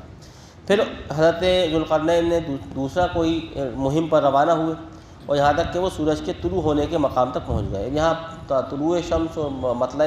مطلع مغرب شمس جو ہے یہ اصلاً یہ بتانے کی یعنی اشارہ ہے کہ وہ ان کی حکومت کا جو پھیلاؤ تھا وہ اتنا تھا کہ گویا کہ سورج ان کی حکومت میں طلوع ہوتا تھا اور انہی کی حکومت میں ڈوب جاتا تھا، جیسے کہ مامون کے دور میں اس نے کہا نا کہ یا غیمہ اے بدلی، یعنی امطر حیث شئت، کہ جہاں چاہے تو برس، حیاتی خراجک الیہ، تیرا ٹیکس میرے پاس ہی آئے۔ یعنی یہ اتنا لمبی سلطنت ہو گئی تھی مسلمانوں کی کہ اس نے کہا کہ اے بادل تو جہاں بھی برسے گا جا کر کے، اور اس سے جو پیداوار ہوگی اس کا ٹیکس میرے پاس ہی آئے گا۔ تو اسی معنی میں ہے کہ یعنی اس کی حکومت اتنی بڑی ہو گئی تھی کہ گویا کہ سورج بھی اس کی حکومت میں ڈوب جاتا تھا اور اسی کی حکومت میں وہ نکل بھی آتا تھا، یعنی گویا کہ دونوں ہیمسفیئر کے درمیان میں اس کی حکومت کو پھیلا دیا گیا تھا۔ یعنی گویا کہ سورج اس وقت یہاں ڈوبا ہوا ہے تو امریکہ میں نکلا ہوا ہے، تو گویا کہ اس دونوں طرف اس کی حکومت ہو گئی تھی۔ اس طریقے سے یہ اشارہ فرمایا گیا۔ حتیٰ اذا بلغ مطلع الشمس وجدها تطلع على قوم، پھر دیکھا کہ وہاں سورج تو ایک ایسی قوم پر طلوع ہو رہا ہے کہ جو اپنے اوپر کوئی آڑ نہیں رکھتے، یعنی ان کو ابھی کپڑے پہننا بھی نہیں آتا، بالکل ابتدائی قسم کے لوگ۔ اسی طریقے سے پھر ہم نے قد احاطنا بما لدیہ خبرا، اور ذوالقرنین کے پاس جو کچھ سامان وغیرہ تھا ہم کو اس کی پوری خبر۔ ثم اتبع سببا، پھر انہیں تیسری ایک مہم پر روانہ ہوئے۔ حتیٰ اذا بلغ بین السدین، یہاں تک کہ جب وہ دو پہاڑوں کے درمیان ملنے کی جگہ پہنچ گئے، ورد من دونہما قوما، تو ان دونوں کے درمیان انہوں نے ایک قوم کو پایا، لا یکادون یفقہون قولا، وہ لوگ ایسی بات کر رہے تھے جن کی بات سمجھ میں نہیں آتی تھی، یعنی کچھ اور زبان بولا کرتے تھے۔ تو ان لوگوں نے ذوالقرنین سے کہا کہ ہمارے ہاں ایک قوم ہے یاجوج اور ماجوج جو زمین میں بہت فساد مچا رہے ہیں، تو آپ ہمارے اور ان کے درمیان ہم سے کچھ ٹیکس لیجیے، ہم سے کچھ پیسہ لیجیے، کچھ چندہ جمع کریے اس بات پر کہ آپ ہمارے اور ان کے درمیان ایک صد، ایک راہ اور ایک آڑ بنا دیں گے۔ تو حضرت ذوالقرنین نے کہا کہ جو اللہ نے جو میرے رب نے مجھے تمکین اور اختیار دیا ہے وہ زیادہ بہتر ہے اس سے کہ میں چندہ اور یہ سب کام کروں، فاعینونی، تو لہٰذا تم مجھے قوت سے، مجھے اپنی طاقت سے مدد پہنچاؤ تاکہ میں تمہارے اور ان کے درمیان ایک طاقتور مضبوط جو ہے دیوار بنا دوں، اور مجھے لوہے کے جو ہے بڑے بڑے چادر، بڑے بڑے پٹرے لا کر دو، حتیٰ اذا ساوا، یہاں تک کہ جب ان لوہے کے پٹروں کو اس نے دونوں یعنی دروں کے درمیان برابری سے لگا دیا، قال انفخوا، تو پھر لوگوں سے کہا کہ اس میں ان کو خوب جو ہے بھڑکاؤ، یعنی لوہے کے بڑے بڑے پٹرے ایک کے اوپر ایک لگا دیے گئے، اور پھر کہا کہ ان کو خوب بھڑکاؤ، حتیٰ اذا جعلہ نارا، یہاں تک کہ جب ان کو شعلہ زن کر دیا، یعنی جب وہ خود اس میں سے باقاعدہ شعلوں کی طرح وہ گرم ہو گیا، لال ہو گیا۔ تو قرنین نے کہا کہ اب جو ہے پگھلا ہوا تانبا لاؤ تاکہ میں اس پر ڈال دوں، اور ظاہر بات ہے جب پگھلا ہوا تانبا ان کے درمیان ڈالا گیا تو وہ اس طریقے سے ویلڈ ہو گئے، فمستطاعوا ان یظہروا، تو اب یہ قوت نہیں رکھتے کہ وہ اس پر غالب آ پائیں گے، ومستطاعوا لہ نقبا، اور نہ ہی ان کے اندر یہ قوت ہے کہ وہ اس میں کوئی نقب یا اس میں کوئی سوراخ لگا پائیں گے۔ تو ذوالقرنین نے کہا یہ میرے رب کی رحمت ہے، جب میرے رب کا وعدہ پورا ہو جائے گا تو وہ اس دیوار کو بھی چکنا چور کر دے گا، اس کو فنا کر دے گا، اور بے شک میرے رب کا وعدہ حق ہے، اور ہم نے ان کو وَتَرَكْنَا بَعْضَهُمْ يَوْمَئِذٍ يَمُوجُ فِي بَعْضٍ، اور پھر ہم اس دن ان میں سے بعض کو ایک دوسرے پر الٹتا پلٹتا گڑبڑ ہوتا چھوڑ دیں گے، اور اس دن سور پھونک دیا جائے گا، پھر ہم تمام کو ایک ساتھ جمع کر لیں گے، اور ہم نے جہنم، اور ان کو ہم جہنم کے پاس اس دن پیش کر دیں گے، وَعَرَضْنَا جَهَنَّمَ يَوْمَئِذٍ لِلْكَافِرِينَ عَرْضًا، اور اس دن ہم جہنم کو کافروں کے سامنے بالکل ان کے سامنے پیش کر دیں گے، پیش کرنے کی طرح۔ الذین کانت اعینہم فی غطاء عن ذکری، یہ وہ لوگ ہیں جن کے آنکھیں ہماری یاد سے غافل ہی رہیں، اور وہ سننے کی قوت دنیا میں اس حقیقت کو سننے کی بھی تاب نہ لا سکتے۔ افحسب الذین کفروا، تو کیا پھر ان کافروں کا خیال ہے کہ کیا یتخذوا عبادی من دونی اولیاء، کہ یہ لوگ مجھ کو چھوڑ کر میرے بندوں کو ہی اپنا کارساز بنائیں گے؟ بے شک ہم نے ایسے لوگوں کے لیے جہنم کو، ان کافروں کے لیے مہمان نوازی کے لیے تیار کر رکھا ہے۔ قل کہہ دیجیے کہ میں تم کو سب سے زیادہ اعمال کو برباد کر دینے والی چیز نہ بتا دوں کہ جس سے تمام اعمال اکالت ہو جاتے ہیں؟ الذین ضل سعیہم، یہ وہ لوگ ہیں جن کے کوششیں دنیا کی زندگی میں بالکل بے سود ہو گئیں، اور وہ یہی سمجھتے رہے کہ وہ بڑے اچھے کام کر رہے ہیں، دنیا کی تمام کوششیں ان کی بے سود ہو گئیں، وہ یہی سمجھتے رہے کہ بڑے اچھے کام کر رہے تھے، اس کا نتیجہ ان کو آخرت میں کچھ نہ ملا۔ یہی وہ لوگ ہیں جنہوں نے کفر کیا اپنے رب کی آیات کا، اور انہوں نے اللہ تعالیٰ سے ملاقات کرنے کا انکار کیا، ان کے تمام اعمال اکارت ہوئے، اور ان کے واسطے روز قیامت میں کوئی وزن ان کے اعمال کا نہ ٹھہرا۔ یہ ان کا بدلہ ہے، یہ ان کی جزا کا بدلہ ان کے واسطے جہنم، ان کے کفر کے نتیجے میں، اور انہوں نے میری آیات کو میرے رسولوں کے ساتھ بڑا مذاق بنایا۔ یقیناً جو لوگ ایمان لے آئیں گے، نیک عمل کریں گے، ان کے واسطے فردوس کے باغات ہیں جس میں وہ ہمیشہ ہمیشہ رہیں گے، نزل خالدین فیہا، جس میں وہ ہمیشہ ہمیشہ رہیں گے، لا یبغون عنہا حولا، جن کو وہاں سے کوئی نہ نکالے گا۔ کہہ دیجیے کہ اگر سمندر پھیلا دیے جائیں اپنے رب کے کلمات کو، اس کی تعریفات کو لکھنے کے لیے، تو یقیناً سمندر ختم ہو جائیں اس سے پہلے کہ تیرے رب کی تعریفات اور کلمات ختم ہوں، اور اگر ہم بمثل ہی مدد، اتنے ہی مثل سے اور اس کی مدد، یا اس کو اور بڑھا دیں یا اس میں اور اضافہ کر دیں،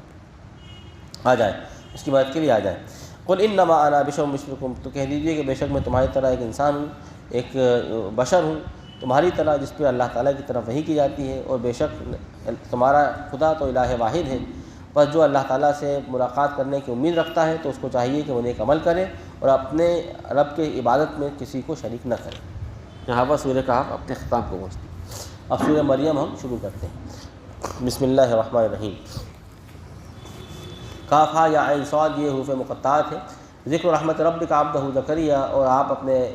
یہ تذکرہ ہے آپ کے پروردگار کی مہربانی فرمانے کا اپنے بندے زکریا پر، کہ جب اس نے اپنے رب کو پکارا انتہائی خفیہ اور بالکل آہستہ سے،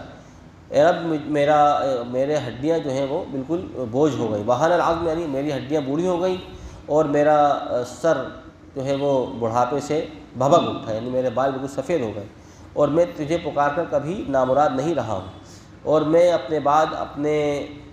رشتہ داروں سے بہت زیادہ خوف زدہ ہوں، یعنی کہ میرے بعد میرے ورثاء کون ہوں گے، میری اس وراثت نبوت کو کون اٹھائے گا، میری بیوی تو بانجھ ہے، تو اپنی طرف سے مجھے کوئی ولی اور کوئی بیٹا عطا فرما دیجیے جو میری وراثت اور آل یعقوب کی جو وراثت کا مالک بنے، یعنی وہ اللہ تعالیٰ یعنی آپ کے دین کہ اللہ اس یعقوب کے دین کا اور یعقوب کی وراثت کا وہ وارث بنے، اور اے رب اس کو اپنے پسندیدہ بنا لیجیے۔ یا زکریا، بے شک اے زکریا ہم تم کو خوشخبری دیتے ہیں ایک بچے کی جس کا نام یحییٰ ہے، ہم نے اس سے پہلے اس قسم کا کسی کو نام نہیں دیا۔ اے رب، حضرت زکریا نے کہا کہ اے رب کیوں میرے انا یکون لی غلام، میرا بیٹا کیوں کروں جبکہ میری بیوی تو بانجھ ہے اور میں تو بڑھاپے کی بالکل آخری یعنی انتہا کو پہنچ چکا ہوں۔ قال کذالک، اللہ نے فرمایا بس اسی طریقے سے اللہ نے ارادہ فرما لیا، یوں ہی ہوگا، اور اللہ پر ایسا کرنا بہت آسان ہے، اور بے شک میں نے تجھ کو بھی تو پیدا کیا تھا اس سے پہلے جب تو تیری کوئی حقیقت نہ تھی۔ قال رب اجعل آیا، حضرت زکریا نے فرمایا کہ ٹھیک ہے اللہ تعالیٰ مجھے اس کی کوئی علامت بتا دیجیے۔ اللہ نے فرمایا کہ علامت اس کی یہ ہے کہ تم پھر لوگوں سے 3 رات لگاتار بات نہ کر سکو گے۔ پھر وہ اپنی قوم پر اس دعا کرنے کے بعد جب وہ محراب سے نکلے، یعنی بیت المقدس کے محراب سے جب اپنی قوم پر وہ نکل کر آئے، فاوحیٰ الیہم، تو ہم نے ان پر وحی کی کہ اب تم صبح و شام اللہ تعالیٰ کی تسبیح میں کھو جاؤ، تسبیح بیان کرتے رہو، اور اے یحییٰ اس کتاب کو بہت قوت کے ساتھ تھام لو۔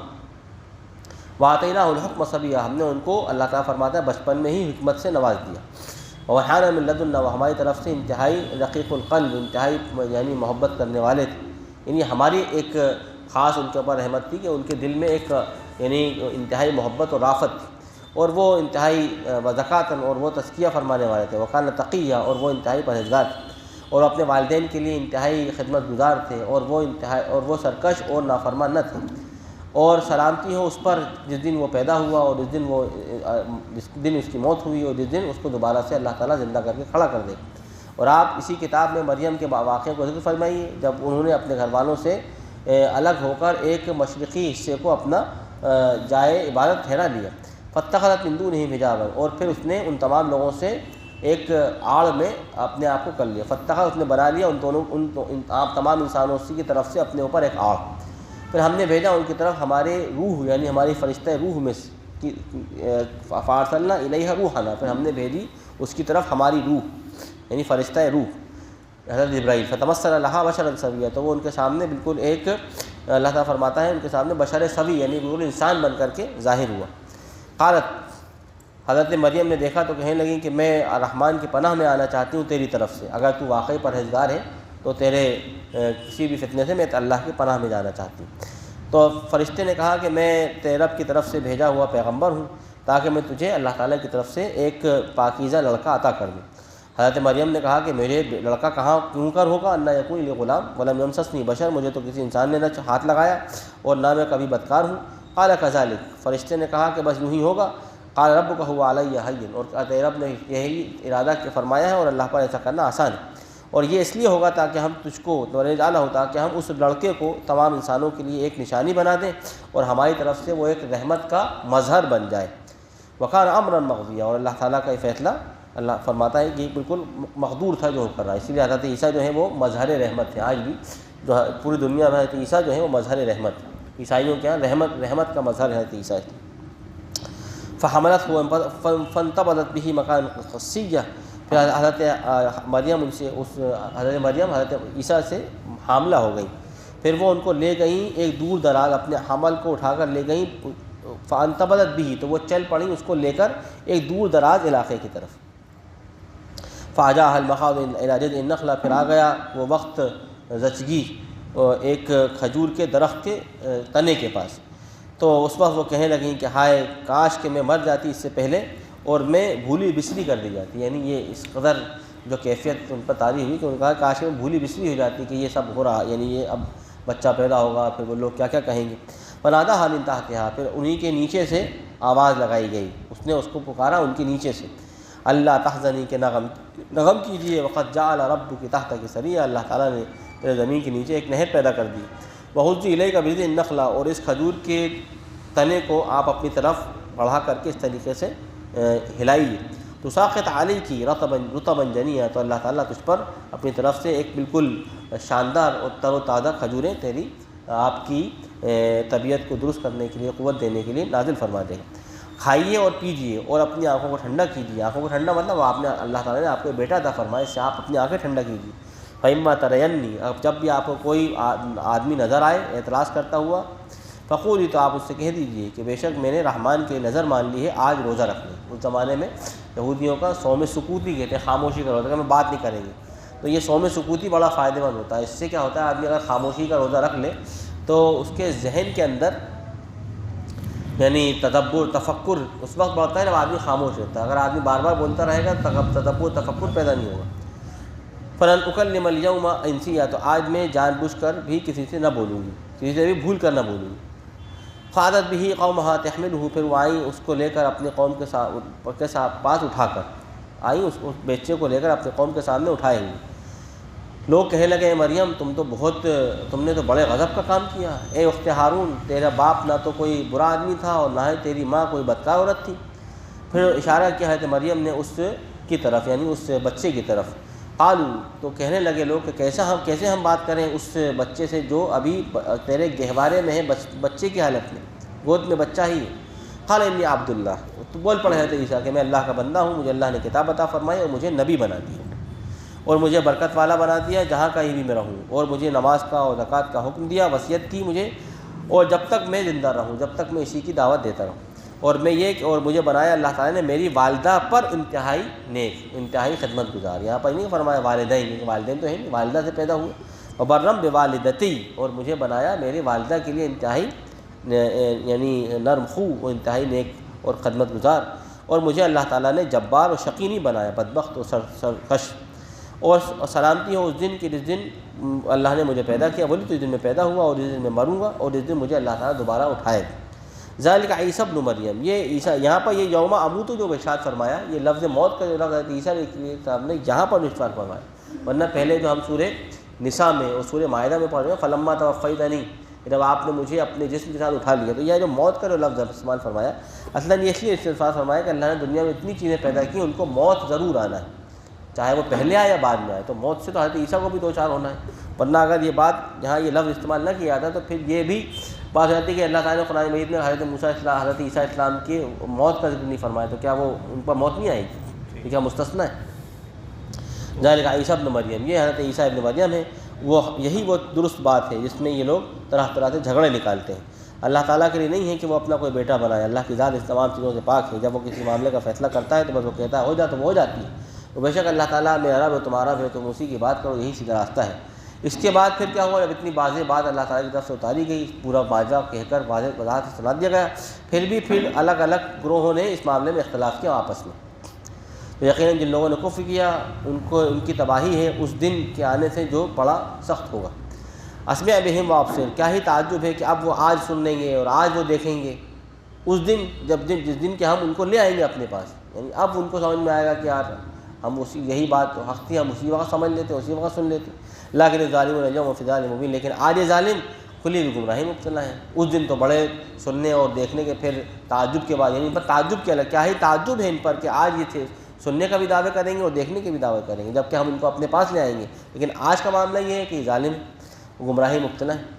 اور ان کو ڈرا دیجیے اس حسرت کے دن سے کہ جب ان پر معاملے کا تصفیہ کر دیا جائے گا اور پھر وہ غفلت میں ہیں اور یہ ایمان نہیں لا رہے ہیں کہ بے شک ہم ہی ہیں جو زمین کے وارث ہیں، اور جو کوئی بھی اس پر ہے اس کے بھی ہم ہی وارث ہیں، یعنی ہم خالق ہیں، تو یہ ان کی بھی وراثت ہماری ہے اور ہماری طرف ان سب کو بھی لوٹنا ہے۔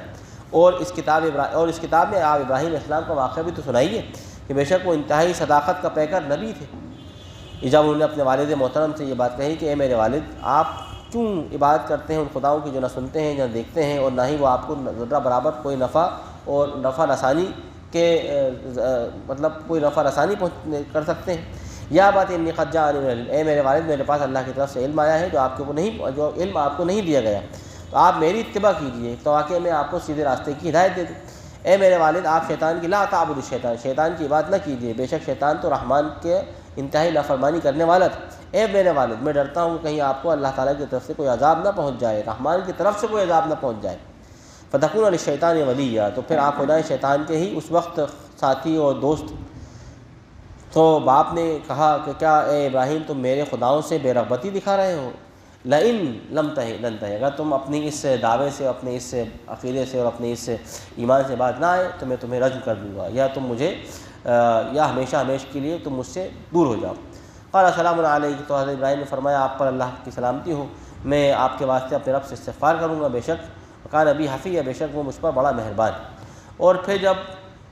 اور میں تم سے لوگوں اور جن خداؤں سے جن کو تم اللہ کو چھوڑ کر پکارتے ہو، میں ان سے علیحدگی اختیار کر رہا ہوں اور میں اپنے رب کو پکارتا ہوں، اور مجھے امید ہے کہ میں اپنے رب کو پکار کر کبھی نامراد نہ رہوں گا۔ پھر جب حضرت ابراہیم علیہ السلام نے ان لوگوں سے، ان کے خداؤں سے، اللہ کے علاوہ تمام لوگوں سے اپنے آپ کو بیزار کر لیا، الگ کر لیا، تو ہم نے ان کو اس کے نتیجے میں اسحاق اور یعقوب عطا فرمائے، اور ہم نے ہر ان میں سے ہر ایک بیٹے کو نبی بنا دیا۔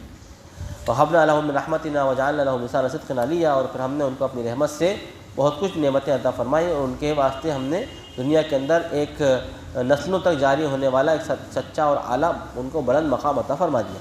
اور تم اے محمد اس کتاب میں موسیٰ علیہ السلام کا تذکرہ بھی تو فرمائیے کہ بے شک وہ ہم نے اس کو چن لیا تھا، اور وہ ایک رسول نبی تھے، اور ہم نے ان کو جانب طور الایمن، طور کے یمین طرف ہم نے ان کو پکارا، پھر ہم نے ان کو اپنی طرف بات کرنے کے لیے مقرب کر دیا، وقربناہ نجیہ، ہم نے ان سے گفتگو کرنے کے لیے ان کو قریب کیا، پھر ہم نے ان کو اپنی رحمت سے ان کے ایک بھائی کو ہارون نبی، ان کے ہی اس مہم میں ان کا ساتھی، ان کا معاونت کے طور پر عطا فرما دیا، ان کو نبی بنا دیا۔ وَاذْكُرْ فِي الْكِتَابِ اسماعیل، آپ اس کتاب میں اسماعیل کا تذکرہ فرمائیے کہ بے شک وہ بھی اپنے وعدے کو پورا کرنے والا تھے، اور بے شک وہ بھی رسول و نبی تھے، اور وہ اپنے گھر والوں کو نماز کی اور زکوٰۃ کا حکم دیا کرتے تھے، اور وہ اپنے رب کے یہاں انتہائی پسندیدہ تھے۔ اور آپ اس کتاب میں ادریس کے متعلق بیان کیجیے کہ بے شک وہ بھی صدیق النبیہ تھے، یعنی وہ بھی صدقے اور نبی تھے، ہم نے ان کو انتہائی بلند مقام اور بلند مرتبے عطا فرمائے۔ اولئک الذین انعم اللہ، یہ وہ لوگ ہیں جن پر اللہ تعالیٰ نے انعام فرمایا، انبیاء میں سے اور آدم کی ذریت میں سے، اور ان میں سے جن کو ہم نے نوح کے ساتھ ان کی کشتی میں سوار کر دیا تھا، اور اس میں سے وہ بھی لوگ تھے جو ابراہیم اور اسرائیل کی ذریت میں سے ہیں، وممن ہدینا، اور ان میں سے وہ لوگ جن کو ہم نے ہدایت دی اور ہم نے جن کو اپنے لیے اپنے کام کے لیے چنا، کہ جب ان پر ہمارے اللہ تعالیٰ کی آیات پڑھ کر سنائی جاتی ہیں، خروا سجدا وبکیا، تو وہ سجدے میں اللہ تعالیٰ کے سامنے گر جاتے ہیں روتے ہوئے۔ سجدہ آ گیا ہے کل؟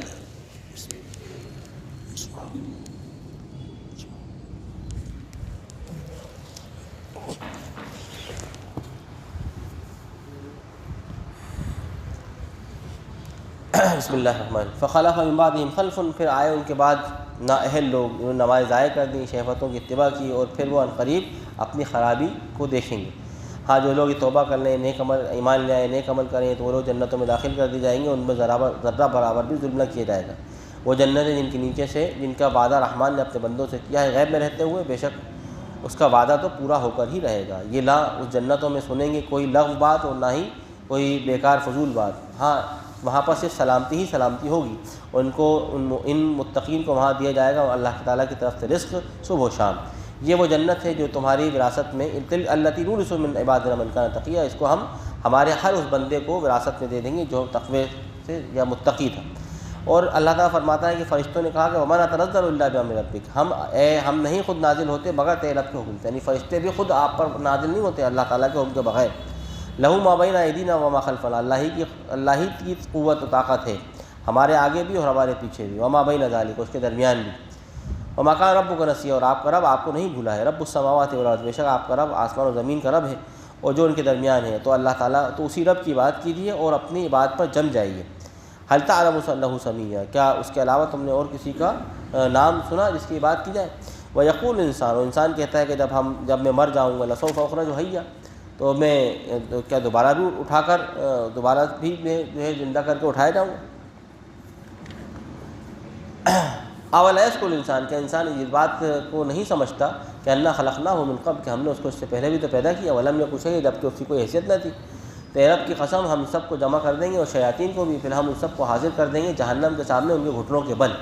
پھر ہم ان میں سے ثم لننزعن من كل شیعۃ ایھم اشد علی الرحمن عتیا، پھر ہم ان میں سے ہر ایک گروہ میں سے ایسے لوگوں کو چھانٹ کر الگ کریں گے جو رحمان کے مقابلے میں بہت زیادہ سرکشی دکھایا کرتے تھے۔ ثم نحن اعلم، پھر ہم ان کے بارے میں خوب جانتے ہیں کہ ان میں سب سے پہلے جہنم میں کس کو واصل کیا جائے، کس کو ڈالا جائے۔ وَإِن مِّنكُمْ إِلَّا وَارِدُهَا، یاد رکھو تم میں سے ہر ایک کو اس سے گزرنا ہوگا، الا واردها، تم میں سے ہر ایک کو اس پر سے گزرنا ہوگا۔ کان علی ربک حتما مقضیہ، یہ تیرے رب کا بالکل مطلب لازمی اور بالکل پکا فیصلہ ہے۔ ثم ننجی الذین اتقوا، پھر ہم انہی لوگوں کو جنہوں نے تقوی اختیار کیا ہوگا بدل نجات دے دیں گے، ونذر الظالمین فیہا جثیا، اور ہم اس میں ظالموں کو ان کے گھٹنوں کے بل اسی طریقے سے ذلت کے ساتھ چھوڑ دیں گے، پڑیں گے۔ اور جب ان پر ہماری آیات پڑھ کر سنائی جاتی ہیں کھلی ہوئی، تو یہ کہتے ہیں کافر ان لوگوں سے جو ایمان لائے ہیں کہ ای الفریقین خیر، کہ ہم دونوں میں سے موازنہ کر کے بتاؤ کہ ہمارے مکان اور ہماری زندگی بہتر ہے یا ہماری محفل بہتر ہے، یا تمہارے مقام تمہاری زندگی اور تمہاری محفل بہتر ہے۔ یہ اس طریقے سے مشرکین موازنہ کروایا کرتے تھے۔ وَكَمْ أَهْلَكْنَا قَبْلَهُم مِّن قَرْنٍ، کتنی بستیاں ہم نے ان سے پہلے ہلاک کر دیں جو ان سے زیادہ اپنے اندر اسیٹس بھی رکھتے تھے اور ان کے زیادہ وہ کہیں بہتر زندگی گزارنے والے تھے۔ قُلْ مَنْ كَانَ فِي الضَّلَالَةِ، کہہ دیجیے کہ جو شخص گمراہی میں تھا، قُلْ مَنْ كَانَ فِي الضَّلَالَةِ فَلْيَمْدُدْ لَهُ الرَّحْمَٰنُ مَدًّا، آپ فرما دیجیے کہ جو لوگ گمراہی میں ہیں، یعنی تم رحمان کو ان کو تو اللہ تعالیٰ ان کو ڈھیل دیتا چلا جا رہا ہے، حتیٰ اذا رأوا ما یوعدون، یہاں تک کہ پھر ان کو اس وقت تک ڈھیل دیتا رہے گا یہاں تک کہ وہ دیکھ لیں گے وہ تمام عذاب جس کا ان سے وعدہ کیا جا رہا ہے۔ یا تو قیامت آ جائے گی یا عذاب آ جائے گا، اما العذاب و اما الساعہ، یا تو عذاب آئے گا ان کے اوپر یا قیامت ٹوٹ پڑے گی۔ پھر یہ لوگ جانیں گے کہ کون ہے جس کے مکان کے اعتبار سے وہ بہت زیادہ یعنی کمزور تھا اور لشکر کے اعتبار سے مدد کے اعتبار سے بہت زیادہ وہ ضعیف تھا۔ یہ اس دن ان کو معلوم ہوگا کہ کس کا مقام و مرتبہ انتہائی یعنی ذلیل اور رسوا تھا اور کس کے لشکر بہت کم تھے۔ اللہ تعالیٰ یقیناً اضافہ کر دے گا ان لوگوں کے ایمان، یزید اللہ الذین اہتدوا ھدی، اللہ تعالیٰ ان لوگوں کو جو ہدایت اختیار کرتے ہیں ان کی ہدایت میں اضافہ کرتا ہے، اور جو نیک چیزیں جو باقی رہ جانے والی ہیں وہی بہتر ہیں تیرے رب کے نزدیک ثواب کے اعتبار سے اور انجام کے اعتبار سے۔ افرائیت، کیا آپ نے نہیں دیکھا اس شخص کو، افرائیت الذی کفر بآیاتنا، اس شخص کو جس نے ہماری آیات کا انکار کیا اور وہ یہ کہنے لگا کہ مجھے تو بہت مال اور بہت ساری اولادیں دی گئی ہیں۔ اطلع علی الغیب، کیا وہ غیب پر مطلع ہو گیا ہے، یعنی کیا اس کو غیب کا علم ہے، یا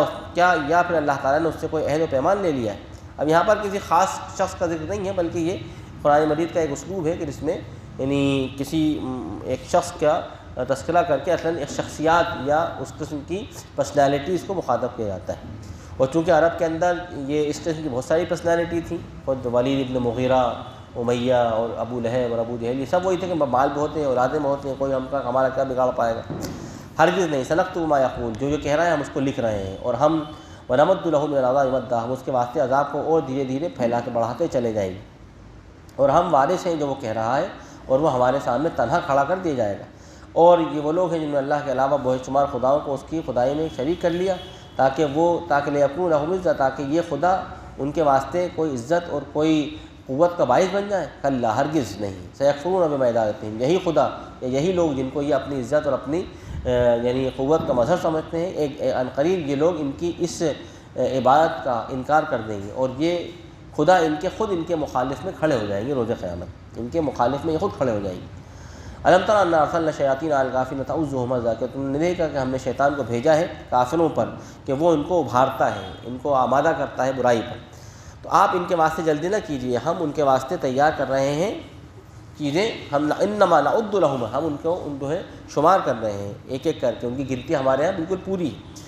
یہ دن ہم متقین کو جمع کریں گے، اللہ تعالیٰ فرماتا ہے رحمان کی طرف وفد کی صورت میں، یعنی ایک ایک وفد متقین کا آئے گا، اور ہم مجرمین کو چلائیں گے جہنم میں ہانک کر، ان کو ایک ہانک کر کے ورد در ورد ان کو لے آ کر جہنم میں ڈالا جائے۔ اور لا یملکون الشفاعۃ الا من اتخذ عند الرحمن عہدا، اور وہاں کوئی سفارشی کو بھی اختیار نہ رکھے گا، یعنی اللہ تعالیٰ کے یہاں کسی کو اس کی سفارش کا کوئی اختیار نہ ہوگا مگر اس نے سوائے اس سے کہ اس نے اپنے رحمان کے پاس جو عہد تھا اس کو پورا کر دیا ہو۔ وقالوا اتخذ الرحمن ولدا، یہ کہتے ہیں کہ اللہ تعالیٰ نے کوئی ولد، کوئی بیٹا بنا لیا ہے۔ لقد جئتم شیئا ادا، یقیناً تم ایسی بات کر رہی ہو جو بہت بھونڈی ہے، بہت زیادہ یعنی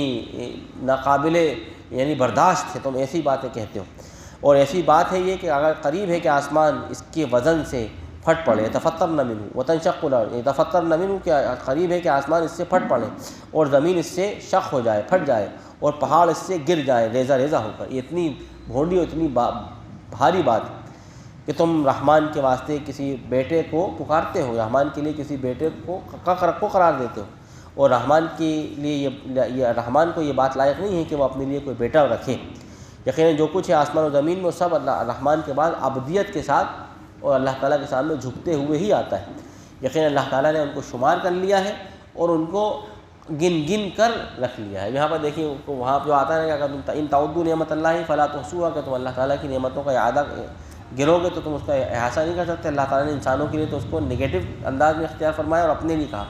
لقد احصاهم وعدهم عدا. اللہ تعالیٰ نے ہر اس چیز شے کو بھی شمار کر لیا ہے جو انسان کو شمار، یعنی بہت سی ایسی چیزیں جو انسان گن نہیں سکتا ان کو بھی اللہ نے شمار کر لیا ہے، اور جو چیزیں گنی جا سکتی ہیں ان کو گن گن کر رکھ لیا ہے. اور تم میں سے ہر ایک شخص روز قیامت اللہ تعالیٰ کے سامنے تنہا آئے گا. یقیناً جو لوگ ایمان لائیں گے، نیک عمل کریں گے، اللہ تعالیٰ ان کے واسطے ان سے جاؤ لہم الرحمن ودا، اللہ تعالیٰ ان کے واسطے محبت، ان کے درمیان محبت پیدا کر دے گا. فإنما يسرناه بلسانك لتبشر به المتقين، اور پھر ہم نے اس قرآن کو آپ کی زبان پر آسان کر دیا ہے تاکہ آپ اس ذریعے سے متقین کو خوشخبری دیجیے اور آپ اس کے ذریعے سے اس جھگڑالو قوم کو بھی ڈرائیے اور آگاہ کیجیے. اور ہم نے آپ سے پہلے کتنی بستیاں ہم نے ان سے پہلے کتنی بستیوں کو ہلاک کر دیا کہ آج تم ان میں سے کسی کی بھی کوئی آہٹ محسوس کرتے ہو یا ان کے واسطے کوئی بات بھی آہستہ آہستہ کی سنتے ہو، یا ان کا کوئی کہیں صفحہ ہستی جو ہم نے مٹایا تو کہیں ان کا کوئی ذکر موجود ہے. اس طریقے پر سورہ یہ مریم اپنے خطاب کو پہنچتی ہے. یہاں پر یہ تقریباً 16واں پارہ بھی اپنے اس کو پہنچتا ہے. انشاءاللہ اب یہ سورہ طٰہٰ اور اس کے آگے انشاءاللہ کل پڑھتے ہیں. صدق اللہ العظیم ونفعني وإياكم بالآيات والذكر الحكيم. وصلی اللہ تعالیٰ علی خیر محمد وآلہ وصحبہ اجمعین.